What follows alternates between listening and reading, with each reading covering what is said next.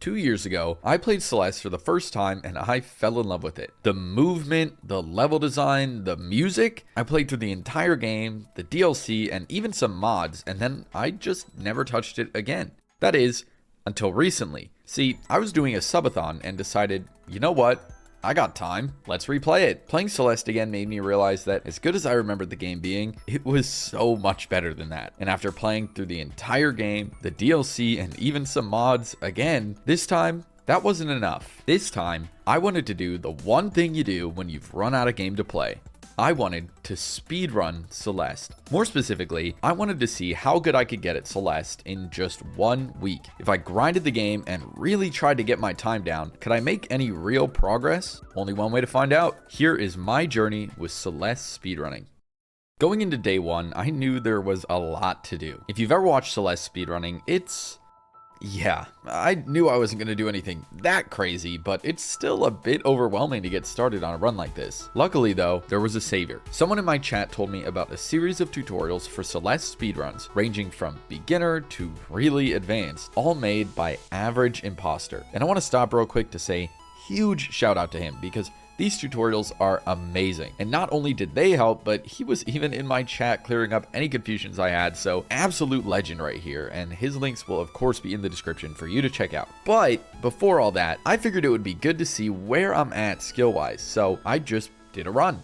I replayed the game recently, so I thought it would set a good baseline for my skill level, and it went about how you'd expect. The movement was unrefined, and I got lost a few times going through optional areas. Oh, and I died a lot. But after everything, I ended with a final time of 1 hour, 14 minutes, and 10 seconds. Honestly, this felt pretty fast, but I knew there was a lot of room for improvement, so finally, I started learning Average Imposter's sub-hour guide. At least, I did at first. Chapters 1 and 2 were super quick to learn, and Chapter 3 was definitely tougher. And Chapter 4, well, we'll talk about that later. But the big turning point was Chapter 5. See, I knew going into this that Chapter 5 was special. In Celeste, you can unlock B-side levels. They're basically harder, remixed versions of the regular levels that you're meant to do after beating the whole game. You unlock them by finding and collecting hidden cassette tapes in each level, unlocking that level's B-side. The weird thing about them is that beating a B-side actually unlocks the next chapter, even if you haven't beaten the A side. In most cases, this doesn't matter, since entering the level, collecting the tape, and beating the B side would be way longer than just finishing the level like normal. But Chapter 5 is really long, and the cassette doesn't actually take that long to find. And when you factor in how long the B side takes to complete, this complicated route is actually a bit faster. The issue is that it's also way harder. The sub-hour guide doesn't even include it as an option, but I just couldn't resist. And after spending hours learning 5B through the sub 50 guide, I figured I might as well relearn every chapter through the sub 50 guide. So I spent the rest of the day going back through chapters 1 through 4 and felt like I'd done enough for the day. So at the start of day 2, I learned chapters 6 and 7, practiced for hours, and finally did my first real run.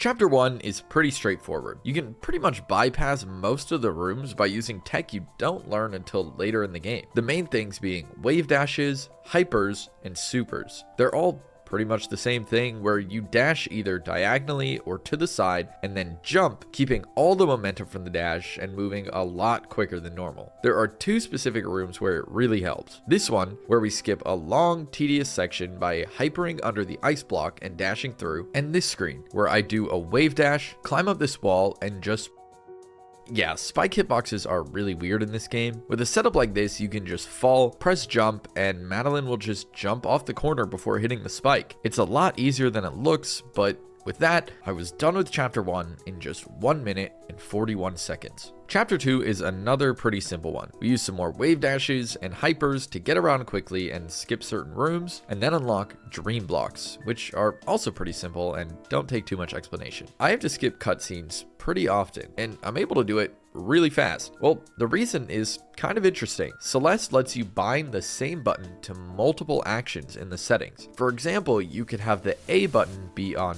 dash and on pause. That would be completely useless, but you could do it. In this case, if you bind the same button to down and confirm in the menus, and then press that button while you're paused, the game will press down, and then 1 frame later, press confirm, giving you free frame perfect menuing from just pressing 1 button. That was a bit of a tangent, but it's pretty cool and saves a decent amount of time across the whole run. Back to chapter 2 though, I ran from my depression, used this secret path to beat a screen really quickly, and finished out the level in 2 minutes and 56 seconds. Like I said, there isn't too much going on in this chapter, so let's move on to everyone's least favorite, Chapter 3. If you've ever played Celeste before, you probably know that Chapter 3 sucks. It's full of annoying cycles and enemy spam all over the place, and ends with one of the worst sections in the entire game. But I'm getting ahead of myself. The level starts and we see an interesting bit of tech early on. You might have even done this in your casual playthrough. There's a screen here where the game wants you to go around, do some wall jumps, and grab this key. But this is right after a screen transition, and screen transitions refresh your dash. So if you just dash up right into the transition, then dash again, you can reach the key and completely avoid the intended route. Going into the resort, there's immediately a room we completely skip with a hyper dash, and again. And then I messed up this room a few times, but it's cool, so I wanted to show it anyways. And now we made it to Huge Mess. That's the name of the checkpoint, but I mean, look at it. This checkpoint is made up of 3 smaller areas, so I have to make sure to do them in an optimal order, starting with the bottom right, then the top, then the middle. Now that the mess is all cleaned up, I moved on to the next section. I died a few times on an honestly easy room, and then made it to a really interesting skip. Once you make it here, the manager, Mr. Oshiro, blocks the path with these dust bunnies and makes us take a long way around. But of course, we can skip this. See, these dust bunnies, and a lot of obstacles like them, aren't as solid as they look. They actually have tiny gaps in their hitboxes that Madeline can't fit through. Well, not normally at least. When Madeline crouches, her hitbox actually shrinks ever so slightly. And luckily, you are able to crouch dash with another special button bite in this game. But even knowing this, the trick is still insanely hard to do without a setup. The good news is there is one, and it's actually pretty easy. Just line Madeline's hand up with this pixel, jump off the wall, and when you're at the top, press the crouch dash button, and as long as you held left before dashing, you should make it through no problem. One more room and we enter the final and hardest segment. Now, Mr. Oshiro has gone nuts and he's chasing me through, and he sucks. Constant charges from him mixed with the cycles of the dust bunny adds up to pain. I practiced these screens more times than I practiced any other chapter, and even then, it went horribly. I forgot most of the movement and died over and over and lost like 3 minutes on this section alone. I finished the chapter in 10 minutes and 46 seconds, so needless to say, I'm going to practice that part more later, but for now, it's time to move on to Chapter 4. The first half of Chapter 4 isn't too bad. I made a lot of mistakes, of course, but I was able to pull off some cool tricks too, like in this room. Normally, bubbling upright would send you directly into the spikes, but if you crouch dash into the bubble, Madeline's shrunken hitbox actually stays while she's in the bubble, just barely letting you make it through for a small time save. Then we see a new piece of tech that I technically did in Chapter 3, but waited to talk about until now. Corner kicks. This wall here is obviously impossible to wall jump off since it's covered in spikes, but like we saw earlier, spike hitboxes are pretty weird. If you jump in the perfect position, you can get a wall jump off the corner of the wall and avoid the spikes entirely. This requires us to map another button since you have to press jump twice and it's too quick to consistently do with one button. So now I have jump on A and also on Y.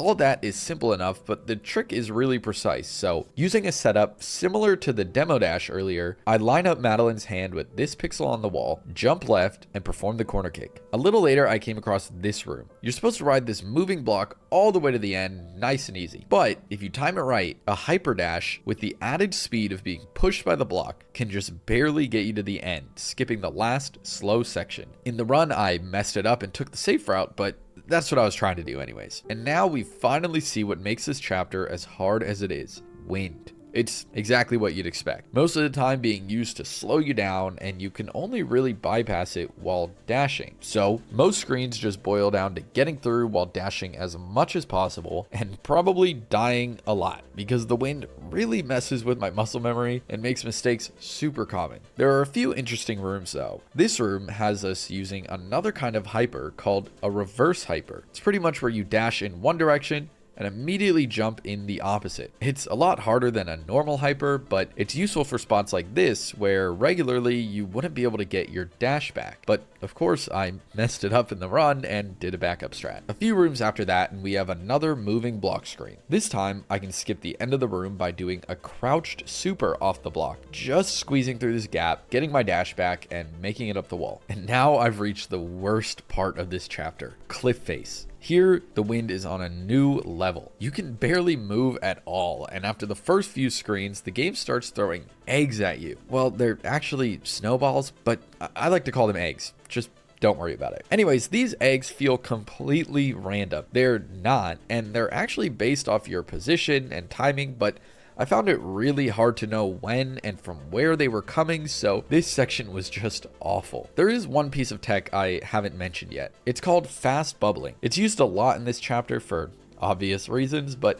basically when you enter a bubble, it waits a second and lets you adjust your direction before it launches you. But during this window, you can press the dash button at any point to launch immediately. It's a small time save, but it adds up over all the bubbles in the run. I wasn't too great at remembering to do it in this run, but just wanted to point it out here. So after suffering through the wind and the eggs, there's one last screen where finally the wind is actually helping us. And then I finished out the chapter with a time of 5 minutes and 47 seconds. Now it's time for probably the coolest chapter in the run, chapter 5, and specifically 5B. This chapter has all the craziest tricks, which makes it really hard, but it also means it's the coolest one to go through. First though, I had to get the cassette in 5A. After a few simple rooms, I find my way here. Normally you would go to the left and go all the way to this bubble and ride it to the right, but of course, we can skip all of that. By wave dashing off this platform, then wave dashing again and dashing, you can make it through the spikes and into the next room to grab the key. In basically the next room, the tutorial told me to do this strat. Yeah, I obviously messed that up and only recently figured out how to do it, but it's insane. The rest of 5A was really simple, so let's move on to what you've been waiting for, 5B. Since it's a B-side, which are basically meant to be post-game levels, this chapter is a lot harder. The start is simple enough, a bunch of fast bubbles, launches off these blocks, which move when you dash, and eventually I get to this room. It's a pretty simple room on its own, but it houses one of the weirdest tricks in the run. This is called the Bubs Drop. Once you finish the screen, you go to the next, do a few rooms, get a key, and find a bubble that takes you all the way back through the spikes from earlier. We obviously need to skip this, and the spikes go on way too long to just dash through, so we have to find a more creative solution. Once I climb into the next room, Madeline will automatically climb a bit and jump up, but if you're fast enough, you can interrupt this. So with another new button mapping, this time having the right trigger mapped to both jump and pause, I can do a pause jump on the first frame, which is buffered, so not actually that hard, and keep pause buffering until Madeline reaches this frame in her animation. Then by unpausing, it cancels the jump, immediately dropping down back to the last screen. And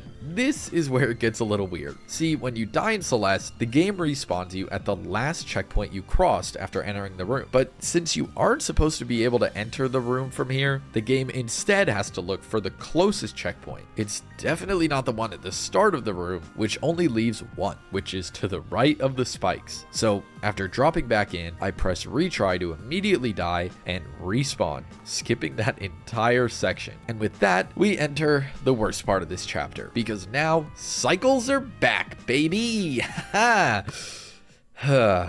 These moving spikes are basically the same as the dust bunnies in chapter 3, but much harder since this is a B-side. I took the first room a bit safe, did another hyper dash to skip past these spikes, and made it here, where again you're meant to go to the next room, find a bubble, but of course we're gonna skip it. This trick uses the corner kick from before, but it's much harder for one reason. With the earlier corner kicks, you just do the kick and that's it. But if you do that here, you go straight into the spikes. This just means that I have to go neutral before for the corner kick, but the timing is really precise. I have to be holding left, jump off the wall, and in the next 0.7 seconds, go neutral, jump, and hold up and dash. All this while also trying to time the corner kick. It's not the worst, but definitely harder than the other ones. Another horrible cycle room, which I did not learn properly, and we make it to the next big section of the level. Here, I have to deal with these guys, Seekers. Each of these rooms has a really cool setup though that makes them a lot quicker than intended. For the first, by dashing next to this rock and immediately dashing up and doing a wall bounce, it lines up to perfectly bonk the Seeker and have it get the final key piece for us to finish the room. The next room is a bit more complicated. With a hyper dash and dash, we can jump off the Seeker and get over the wall. Then I dash while inside this crystal to immediately get it back, while also hitting the button all in one move. Then if I push myself into this corner and immediately do 3 wall jumps, dashing into the button lines me up to just bounce off the next Seeker's head and get to the end. And next, with another hyper and a dash, I again bounce off the Seeker, dash up, and if I timed it right, the Seeker will launch me to the right where I can grab this wall. Then I bounce on the Seeker, do a little setup, and time another launch to get to the last Seeker room. This one I didn't really have a cool setup for. Just get to this platform, do an extended hyper, which is just a hyper that gets your dash back, and make your way up. Now it was time for the final segment of the chapter. This one has me going through each screen while carrying Theo. There's not much here in terms of skips, so it pretty much just boils down to doing everything intended but fast. Well, it's supposed to be fast, but I had a lot of trouble with this part, and after everything, I finally finished 5B in 5 minutes and 9 seconds and unlocked chapter 6 without ever beating 5A. Chapter 6 is really hard. Most of the difficulty comes at the end though, so let's just get through the beginning here. There are a few mechanics introduced in this level, and we immediately are met with the first, the feather. It pretty much just lets you fly around freely, which means I just have to be very specific with the lines I take. Next up is the Kevins. They're blocks that you dash into and they'll charge in the direction you dash from. Pretty simple, but there's some cool stuff we can do with them later. The first real skip of this chapter though comes in this room. You're supposed to break some walls on the left and get this feather, then fly upright to the end of the room. But there's one piece of tech that lets us skip all of this: neutral jumps. You probably know this, but when wall jumping and climbing, Madeline has limited stamina that recharges when you touch the ground or a dash crystal. But her stamina doesn't actually drain if you just wall jump without grabbing. This doesn't normally help when you're trying to go up a sheer wall, since a regular wall jump doesn't help you climb straight up. But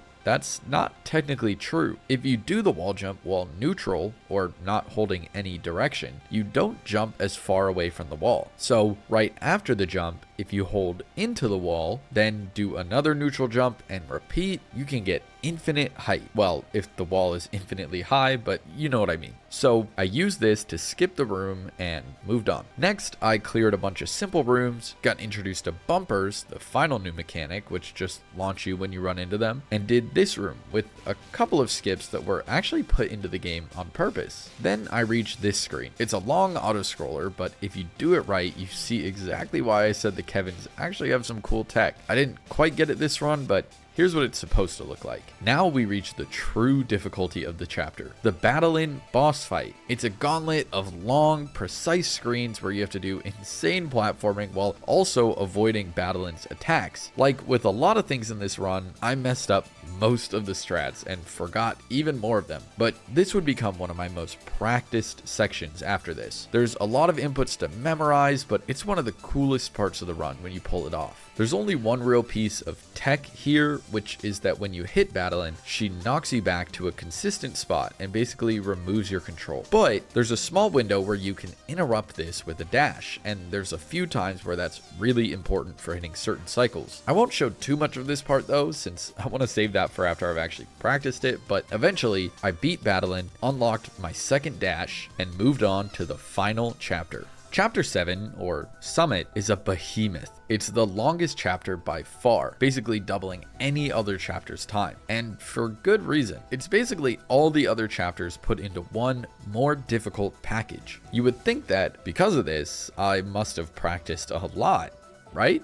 Well, for some reason, I find it fun to not practice the end of a speedrun before my first time doing it. I think it adds more suspense, but really it just makes things harder. Chapter 7 is split up into 7 segments: 0 meters, 500 meters, 1000 meters, and so on until finally 3000 meters. 0 meters is obviously the easiest, so I made it through without much issue. The only screen of note is this one, where I use a tech called spring canceling, which is where you dash immediately after hitting a spring, completely canceling the bounce it gives you. 500 meters is based around chapter 1, which means it was really easy and nothing of note here. 1000 meters is basically chapter 2, which was also very simple. 1500 meters though is where things get tough. And of course, it's all based on chapter 3. It was this section that I realized I had completely forgotten the strats I learned earlier. To be fair, it's a really long chapter, and it took me over 2 hours just to learn the thing. Also,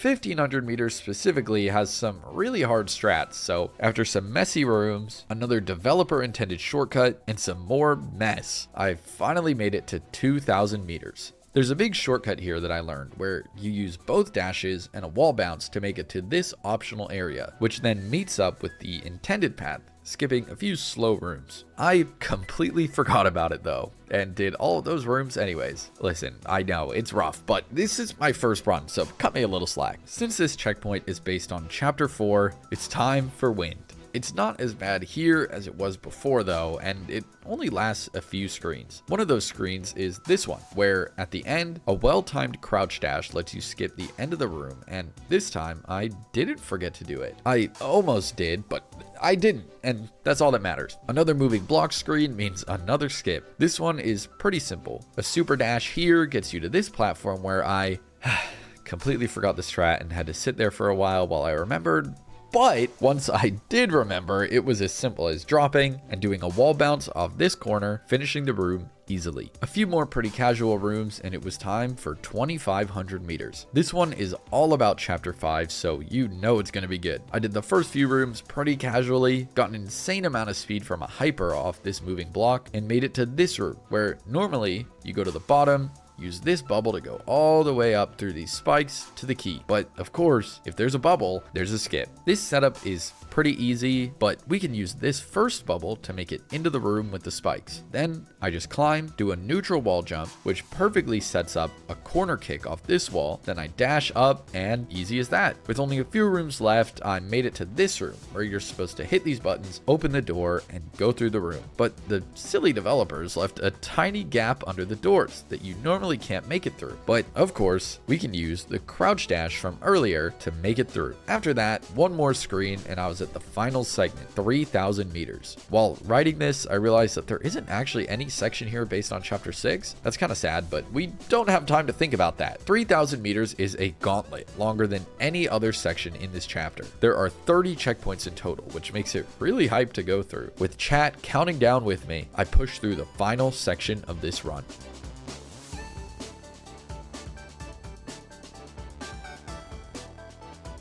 Okay, we got a little skip, baby. Let's go. Woo! My hand's cramping up. We got upward wind now. Wow. Wow, wow, wow, wow, wow. No!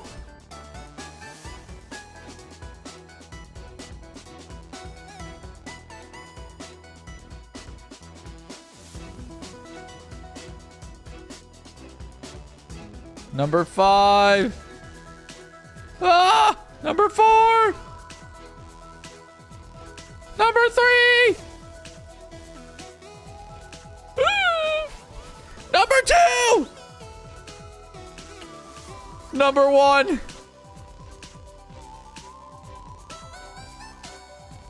Oh!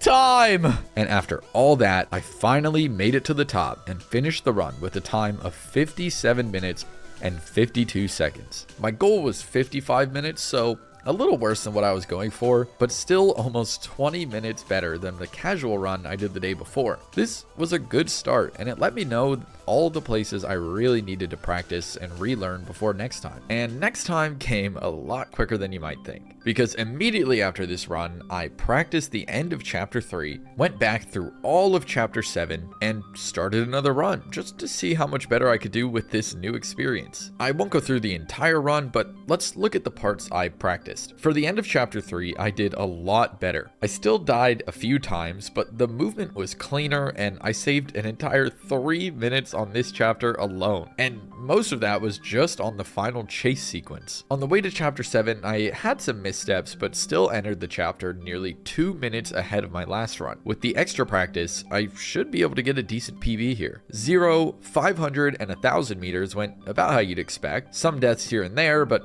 nothing too bad. 1,500 meters had some obvious mistakes, but I was able to remember a lot of the strats I couldn't last time, and I saved a good amount of time there. In 2,000 meters, I actually remembered to do this skip, nailed the crouch dash hyper, and didn't forget the wall bounce in this room. 2,500 meters was about the same as last time. There were a few strats with the moving blocks that I relearned, and I also learned that when you grab this key, it's faster to pause and retry to quickly respawn at the bottom of the screen, since you keep the key after doing that. I had some trouble in the door skip room, but I finally finished the section and entered 3,000 meters 2.5 minutes faster than last time. Now, the only thing standing between me and a PB was this final segment. I had a bit of trouble with this skip at checkpoint 20, but other than that, everything went pretty well. There were still some hiccups, but the extra practice and the confidence that came with having already done a run made everything go a lot smoother. The section took about the same amount of time as before, but when you consider that I lost a full minute at checkpoint 20, it's not that bad. After everything though, I finished out the run with a final time of 54 minutes and 6 seconds. Crushing my goal of 55 minutes, and almost 4 minutes faster than the last run. And I wasn't done there. After practicing 5B a bit, and more practice on chapter 7, I started another run and made it to chapter 7 about 20 seconds faster than the last. I made it to 3,000 meters another 20 seconds faster, and was determined to demolish this section. I breezed through the first 10 checkpoints, and made it back to checkpoint 20. This time, I took one quick death and immediately got the skip, saving a full minute right there. After that, everything just clicked into place. I'd take a quick death or two on some checkpoints, but nothing was really holding me back. In the end, I saved over a minute on 3,000 meters and finished out day 2 with a time of 52 minutes and 27 seconds. Over a minute and a half faster than the PB I just set. This put me in about 3,500th place. That doesn't sound so great, but there's like 6,000 runners on the leaderboard, so it could be worse. And as much as I wanted to keep going, my hands were killing me. I just played for about 10 hours straight, and this game is very intense on the fingers, but this was a great start. I felt like I was really getting it, but could still see a lot of room for improvement. The last run had 116 deaths, so it was pretty clear I would need to do some practice, but that's not an issue for today. For now, I went to bed and got ready for day 3. I'm gonna be honest, while writing this video, I've been looking through the footage and I don't understand how this happened. At the start of day 3, I got on stream, practiced the end of chapter 3, did a run, and got a PB of over 4 minutes. Then I immediately started another run and got another PB for a time of 47:03. I guess sleeping made me better? I don't know, but most of the time saved basically boiled down to better execution. Like, I had 35 less deaths this run than I did on my PB yesterday. For now though, I won't go too into detail, and I'll save that for the run tomorrow on day 4. I ended up in about 2,500th place, which is 1,000 places better than yesterday. Day 4 was another short one. I started with a quick run that didn't PB, then had a really good run after that. So now that we're about halfway through the week, let's go over this run and see what's changed. Starting in chapter 1, I had a few deaths and sloppy mistakes and ended up 8 seconds slower than the PB on day 2. By the way, I'm going to compare everything here to day 2 since that's the last run you guys saw. Immediately after that, I played chapter 2 super well and saved 9 seconds, so it's almost like that horrible chapter 1 never happened. Chapter 3 came off to a great start. I took basically no deaths, hit every skip I was going for, and made it to huge mess. And this was more of the same. I guess all the practice was paying off because things were going smooth. I got the demo dash first try and made it to the Oshiro chase in record time. And this went super well too. The first couple screens were deathless and I had some quick mistakes on the next ones, but the final hardest screen I got first try, and I didn't have to do any safe strats. To be fair, I practiced this section so much, so it was bound to go well eventually, but with that, I saved a whole 30 seconds on this chapter. Chapter 4 definitely needed the extra practice. My fast bubbles were a lot better now, I got the corner kick first try, and I even learned a new trick here, to skip this moving block. And on the next screen, I learned another moving block skip. But it wasn't all good. On this screen, where I do the hyper with the moving block, I messed up a lot. I died over and over, and this one screen took me over a full minute to clear. After that, everything went pretty well. I even got the reverse hyper that I've been struggling with on this screen. Then I did another new skip to avoid some more moving blocks. Well, I guess they're not really new skips, I just forgot them before. But they're technically new to me. The crouched hyper went well, and I took a surprisingly low amount of deaths on the final section. In the end, this chapter was a minute and 20 seconds faster than on day 2. But with that one screen, I was still a bit disappointed in my time. 5A was 5A, and with all the practice I put into 5B, it went well. I made some weird mistakes early on, but I nailed the bubs drop, hit the next cycle room first try, and even got this corner kick in only a couple tries. And with that final bubble cycle room, I actually got that first try as well. So going into the Seekers, things were looking pretty good. The first Seeker room went perfectly, and I messed up once on the second one, but got it on the next try. The third room is the hardest one, but I got that first try too. On the fourth room, I had a bit of a slip up, but backed it up perfectly and made it to the Theo section. Last time you saw this, it did not go well. This time, it was perfect. All that practice really did pay off because other than 2 quick deaths at the end, there were no real mistakes. And I finished 5B, saving another minute and a half. Now, it was time for chapter 6. I said before that this is a really hard chapter, and I meant it, which is why after day 3, I put a lot of practice into it. So going into this, I was feeling pretty confident with the chapter. In the first half of the level, my movement was clean, I was nailing every room first try, and overall, I was just playing a lot better than before. I took a pretty slow death on this feather cycle room, and didn't get the cool movement off the Kevin, but I made it to the boss fight on good pace. But that was the easy part. Now it was time for the hard part of the level. Since I kind of skipped over it before, let's take a good look at this section. What makes it so hard is that you're not just getting to the ends of the rooms like before. On each screen, you have to hit Battlein multiple times. Each time you hit her, you're knocked back, and blocks start falling everywhere, and the screens change as you play them. Like this one. After hitting her twice, Battlein goes against this wall. Immediately after running into her, I need to dash to cancel the knockback, and if I time it right, I can hit her again, get knocked back into this falling block, cancel that knockback, and time a hyper off this block once it lands. If I miss that timing, the blocks are all over the place, and it's just a mess. So, like I said earlier, this really comes down to a lot of memorization. There's a screen here where I do a hyper into this little corner. This seems kind of dumb, because now I'm just stuck on the edge, but if I do a crouch dash from the corner, Battlein just squeezes underneath for some reason. Then I can hit Battlein, do a hyper, hit her again, and wave dash off this block to get my dash back and finish the screen. There's a screen here that is always terrifying because you hit Battlein right as she fires her laser, and I swear, every time it feels like I'm gonna die. And now we get the 2 hardest screens in maybe the entire run, for me at least. They're really long and super precise. Everything is moving, including the blocks you're supposed to platform off of. Going fast here is really, really hard. So this time I just took it slow and it didn't go too bad. On the final screen of the segment, I had a lot of trouble and spent another full minute here. But after it all, I finished the chapter in 9 minutes and 21 seconds. 45 seconds faster than day 2, but still a lot to learn. Now, I was back to chapter 7. As per usual, 0, 500, and 1,000 meters were pretty good. 1,500 meters went surprisingly well. I took some quick deaths as expected, but I also cleared some screens that I was having a lot of trouble with before. At the start of 2,000 meters, I remembered the skip, then died a few times in the next room, but I remembered the skip, so that's still improvement. I had a near-death experience with an egg on this screen, which, I'm gonna be honest, I don't know how I lived, and I crushed the skip in the moving block room.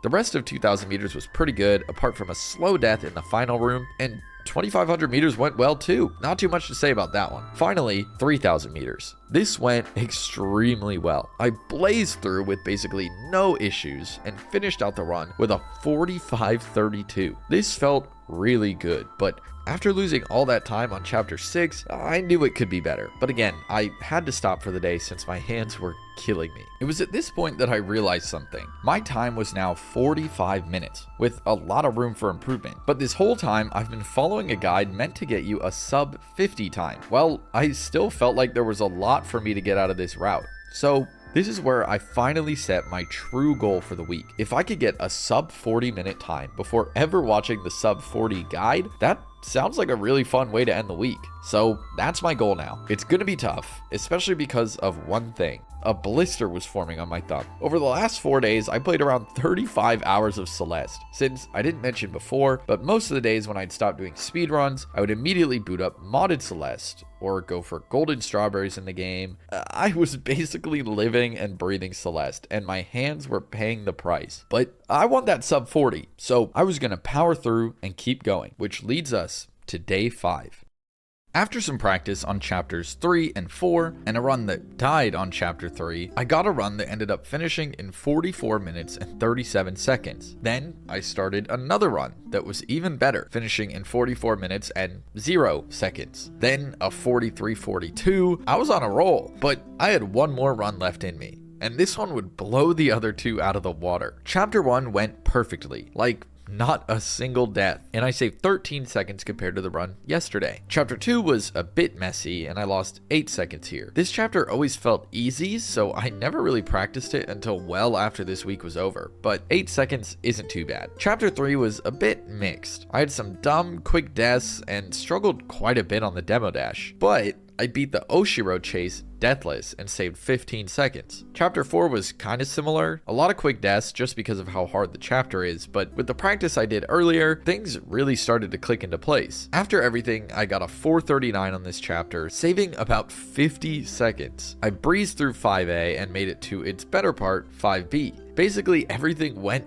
perfect, and I finished the chapter saving about 2 seconds, but hey, time save is time save. Chapter 6 was also pretty much perfect. Everything before the battle and fight went pretty well, but the battle and section itself is where it really shined. I only took 1 death on the entire thing, and it was right at the end and only lost like 1 second. Because of this, I managed to save 1 minute and 7 seconds on this chapter, which put me in a really good spot going into chapter 7. All I had to do now was finish strong, and I did. I had 1 death on 0 meters, 1 on 500, and deathless on 1,000 meters. This was by far my best start to this chapter, but we all know that was the easy part, so not that crazy. What was crazy was 1,500 meters, where I only had 0 deaths. This is by far the most annoying part of the chapter, so doing it deathless was something I'd never done before. 2,000 meters, I had 2 quick deaths to eggs, and 1 really dumb death here, but those were the only deaths on this section. And 2,500 meters was similar, a few dumb deaths, but I hit almost all the tricks first try and made it to 3,000 meters. I flew through the first 10 checkpoints and got the checkpoint 20 skip first try.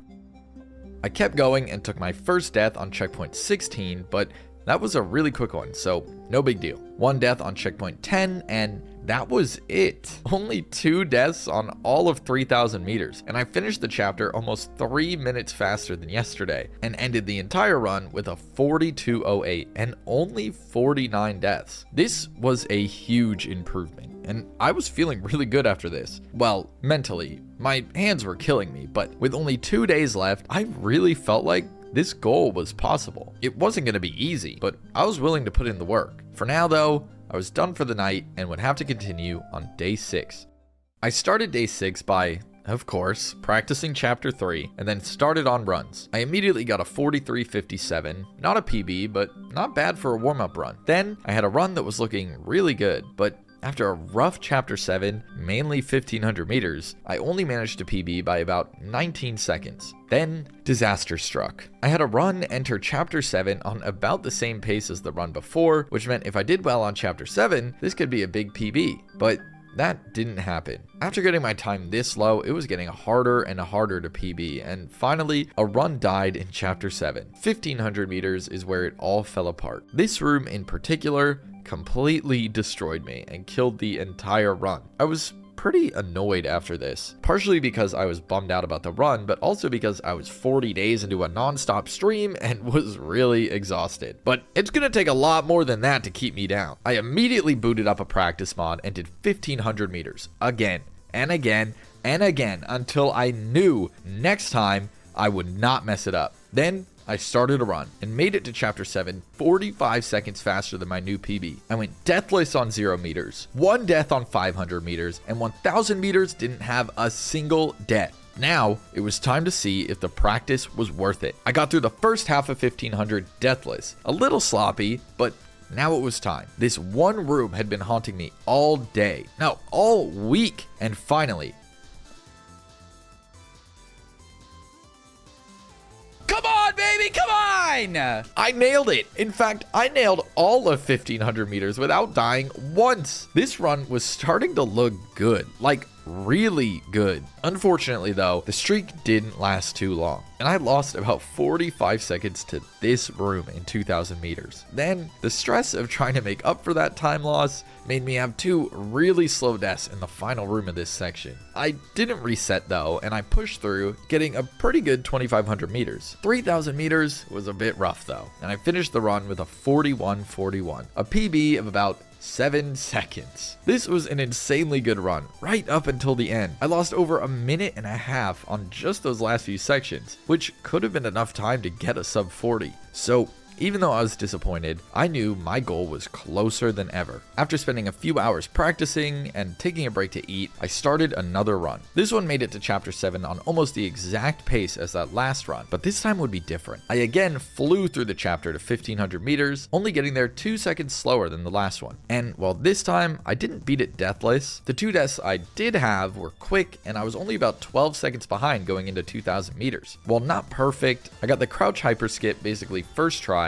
and after avoiding the slow deaths at the end, I was now 30 seconds ahead of the last run. And with a good 2500 meter segment, I entered 3000 meters nearly a minute ahead. Now, I was nervous, and it was having an effect on me. This section is hard, and being nervous on top of that, it could have been better. It wasn't the worst though, and I managed to finish the run with a 40:34. So close to sub 40, and probably could have gotten there with a better 3000 meters, but that's okay, because somehow I got even closer than this. Because a little bit later, I had a run that was on identical pace going into chapter 7, and again, just couldn't quite clutch out the sub 40. Instead, ending the day with a time of 40 minutes and 12 seconds. And as much as I wanted to keep going, again, the hand pain caught up to me, and I knew it was time to stop. Now, it all came down to this: one more day to achieve my goal. And day 7 wouldn't be a long one, because after practicing chapter 3 again, I got a run that I never saw coming. I had a quick chapter 1 and 2, with only 1 death across both chapters. On chapter 3, I nailed the key skip, got the demo dash first try, and had a deathless Oshiro chase. Chapter 4, I nailed the corner kick, got the moving block skips, cleared the moving hyper and the reverse hyper, and made it through the eggs no problem. On 5B, I got the Bubs drop first try, nailed the cycle room and the bubble skip, and got the corner kick first try. For the Seekers, I did the first, second, third, and fourth rooms all first try, and flew through the Theo section nearly deathless. The first half of chapter 6 was almost perfect, and I even got the fast tech off the Kevin. On the battle and boss fight, I cleared screen after screen with basically no mistakes. Even on the 2 hardest screens, I only took a single death. I beat the final screen first try and finished the chapter, entering chapter 7 30 seconds ahead of my PB. Now, I was nervous. I had some mistakes but made it to 500 meters, losing 2 seconds in the process. But then 500 meters went perfect and I saved 4 seconds there. On 1000 meters, I saved another 2 seconds and entered the part I was most nervous about, 1500 meters. This time though, I wouldn't let it stop me, and I hit skip after skip after skip. I had some slow bits, but I finished the segment with only a single death. On 2000 meters, I got the skip at the start, got a first try on the crouched hyper, and didn't take a single death. On 2500 meters, I got the bubble skip, did some new movement in this room, and skipped both doors first try. After beating the final room, it was time for 3,000 meters. At this point, I knew it was possible. A sub 40 was within reach, and I was nervous. But I've been here before, and this time, I wasn't going to let the nerves stop me. The first 10 checkpoints went by in a flash, and after a quick death, I got the checkpoint 20 skip first try. I made it through the next few checkpoints flawlessly and made it to the final 10. Checkpoints 10, 9, 8, and 7 all went perfectly. I cleared the long checkpoint 4, climbed and flew my way up through number 3, and carefully made my way through checkpoint 2. Finally, I reached the final checkpoint, and as I climbed and noticed the timer, I knew this was it. So I reached the summit and finished the run with a final time of 39 minutes and 24 seconds. And that was it. Just like that, I hit my goal of getting a sub 40 time in only a week. This put me in about 1,250th place in the world, which felt pretty good. But this week was crazy. Over the last 7 days, I played about 75 hours of Celeste, with around 45 of those being on the speedrun, and the rest being on modded and other stuff. Needless to say though, I took a bit of a break from the run after this. But before too long, I did come back, and since then, I've managed to get my PB down to a 37:33, which is actually top 1,000. I'll probably learn the sub 40 guide pretty soon, and who knows, maybe I'll get a sub 30 with that one. Probably not, but it'll be fun to try. Anyways, thanks for watching.